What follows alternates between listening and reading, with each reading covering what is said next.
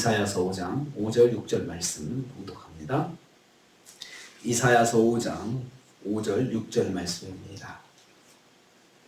같이 봉독합니다. 이제 내가 내 포도원에 어떻게 할지를 너희에게 이르리라. 내가 그 울타리를 걷어 먹힘을 당하게 하며 그 담을 헐어 짓밟히게 할 것이요 내가 그것을 황폐하게 하리니 다시는 가지를 자름이나 북돋우지 못하며 진레와 가시가 날 것이며 내가 또 구름에게 명하여 그 위에 비를 내리지 못하게 하리라 하셨으니. 아멘. 아멘. 오늘 말씀은 들포도를 맺은 이스라엘 백성에게 어떻게 심판하실지, 심판을 하실 것인지 말씀하시는 것을 내용으로 하고 있습니다. 이 말씀을 계속 보면은요, 하나님께서 아직도 이스라엘 백성에 대해서 마음에 짠한 마음이 있으신 것을 볼 수가 있습니다. 우리가 보통 정 끊으면 말할 필요도 없잖아요. 말도 할 필요도 없잖아요. 말하고도 싶지 않잖아요. 근데 하나님께서 자꾸 이럴 것이다, 이럴 것이다 말씀을 자꾸 하시는 것은 아직도 마음속에 이스라엘 백성들의 그 하나님 배반하고 하나님 떠나고 하는 삶에 대해서 마음이 아프신 거예요. 앞으로 받을 심판을 생각하시면 심판은 피할 수 없는 일인데 그것을 내리셔야 되는 그 하나님의 마음이 지금 매우 아프신 거예요. 그 마음이 여기 담겨 있습니다. 내가 이르리라 이렇게 시작을 합니다. 내가 5절 말씀에 너희에게 이룰 것이다. 어떻게 행할지 이룰 것이다. 이 이르리라 이 말씀은 말을 이 체험을 통해서 대상의 본질까지 깊이 알게 하시겠다는 것이에요. 그냥 단순히 알려주시겠다는 것이 아니고 그냥 본질까지 깊이 알도록 그리고 그것을 딱 느끼도록 하나님께서 가르쳐 주시겠다는 것입니다. 단순히 고지하시는 것으로 끝나는 게 아니고 이스라엘의 몸소 그 사실을 절실히 깨닫도록 하시겠다 이런 말씀입니다. 단순히 귀로 끝나는 말씀이 아니라 골수 깊이 박히도록 알게 하시겠다. 그런 말씀입니다. 이렇게까지 하시는 이유는 그만큼 하나님께서 심판을 단호하게 결심하시기 때문입니다. 이 심판은 절대로 너희들이 내 백성이고 내가 택한 백성이지만 이 심판만큼은 결코 포기할 수가 없어. 내가 안 할 수가 없어. 이 단호하게 지금 결심하셨다는 것을 보여주시는 겁니다. 내가 이렇게 확실하게 갈 거니까 어떡하라는 거예요.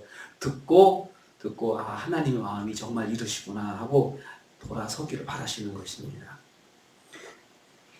이제 심판이 오면 뼈저리게 후회하고 고통스러울 것임을 암시하고 있습니다. 그러니 이제라도 돌아서서 하나님 만나면 되는 거 아니겠어요?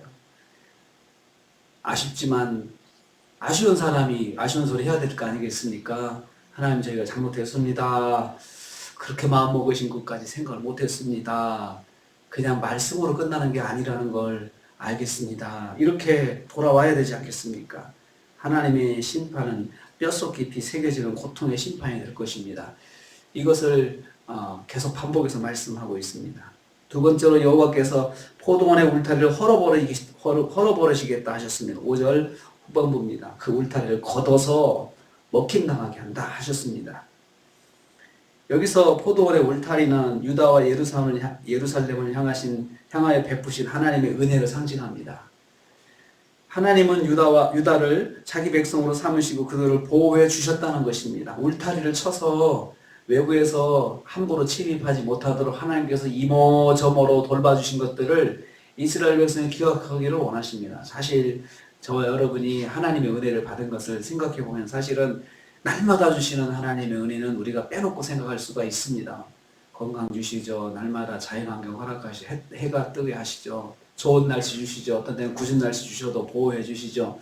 그리고 여러 가지 것들, 이것들을 우리가 날마다 받지만 그냥 잊고 살 때가 많습니다. 그러나 그러한 것들이 갑자기 문제가 생기면 그때 감사하잖아요. 내가 건강할 때 감사할 걸. 그게 아니었구나.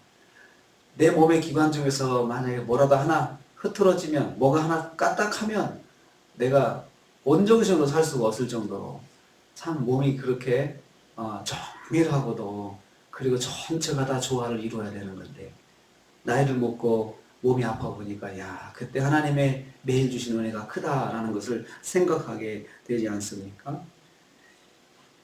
그러나 유다와 예루살렘은 하나님께 받은 사명을 감당하지 않고 이를 팽개쳐 버렸습니다. 그러니까 그렇게 하나님 은혜를 베풀어 줄 때는 받은 사명 잘 감당하라는 그런 뜻이었거든요. 하나님께서 하나님의 백성으로 가나안 땅에서 우상을 다 버리고 하나님 섬기면서 말씀대로 하나님의 나라를 잘 이루어가라는 게 하나님의 뜻이었는데 그 사명을 다 내팽개쳤습니다. 하나님은 이러한 유다와 예루살렘을 더 이상 보호하시지 않겠다고 선언하신 것입니다. 버림받은 민족이 되게 하시겠다 말씀입니다. 짓밟히게 할 것이다. 짓밟히게. 울타리가 없으면 아무나 들어가는 거죠. 들짐승들이 울타리가 없으면 막 들어가서 휘젓고 다니고, 그리고 자기 키가 닿는 그 열매는 다 그냥 따먹고 휘젓고 다니잖아요. 지금도 강원도 가면 멧돼지들이 그냥 들어와가지고 막 휘젓고 다니잖아요. 밤나무도 휘젓고 흔들고 부딪혀서 떨어뜨려 먹고. 울타리가 없으니까, 울타리가 있어도 울타리에 구멍을 내가지고 들어올 정도인데, 울타리가 없으면 어떻겠습니까? 그 포도밭이 보호를 받지 못하는 것이죠. 울타리가 없는 유다는 아무나 들어와서 짓밟고 포도나무를 마음대로 자르고 포도밭을 돌보지 않고 밟고 다닐 것입니다. 하나님의 심판은 주인 없는 포도원처럼 방치하는 것입니다.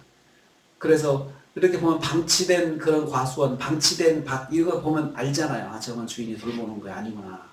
그렇게 되면 그냥 사람들이 아무나 들어가서 그냥, 아, 얘는 노는 휴경지인가 보다 하고는 다 나 있는 과실 뽑아가고, 그냥 자유롭게 그냥 가져가잖아요. 돌보지도 않으면서 그나마 나와 있는 작은 열매들 다 그냥 주워가잖아요, 사람들이. 그런 들짐승들은 오죽하겠습니까? 세 번째로 여호와께서 포도밭을 황무하게 놔두실 것이라 하셨습니다. 내가 황무하게 할 것이라 하셨습니다. 6절 말씀입니다. 버려진 땅이 되게 하시겠다는 말씀입니다. 실제로 유다는 바벨론에게 멸망당한 후에 그 땅이 70년 동안 아무도 돌보지 않는 주인 없는 땅이 되고 말았습니다. 그 땅에 가지 자름이나 북돋움의 농사 행위가 멈춰질 것이다 했습니다. 가지 자름은 관리하는 거거든요. 그러면 거기에는 농부가 있어야 되는 거죠. 주인의식을 가진 농부가 있어야 되고, 또 북돋움의 농사 행위, 거름을 주고, 또 여러 가지 환경을 만들어주는 거, 바람을 막아주고, 가지가 처지는 거 붙잡아주고, 이런 것들이 북돋움의 그런 행위인데, 이런 것들도 하는 사람이 없게 만든다는 거죠. 축복의 땅, 약속의 땅, 가나안.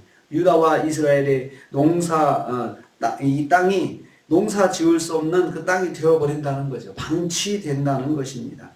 그리고 그 결과 찔레와 가시가 날 것이다. 찔레와 가시가 나는데, 이 찔레와 가시는 그나마 자라고 있는 그 풀들, 자라고 있는 그것들을 성장을 막는 거죠. 가시로 막고, 찔레로 이렇게 무성해가지고 아주 잔 힘이 세기 때문에 밑에서 싹이 나서 자랄 때 가려가지고 자라지 못하게 되는 거죠. 그나마 회복할 수 있는 기운도 다 막아버리시겠다는 하나님께서 철저하시잖아요. 아주 철저히 하나님께서 심판하시면 그렇게 철저하게 심판하십니다. 그나마 회복할 수 있는 환경도 그냥 다 막아버리시고 그냥 싹부터 나지 못하게 하시겠다는 것입니다. 다시 회복해서 성장할 수 없게 만들어 버리시겠다. 이렇게 말씀하십니다. 내가 이렇게 할 것이다. 이렇게 말씀을 들었으면 어떻게 해야 될까요? 정신 차려야 되지 않겠습니까? 정신 차려야 되잖아요.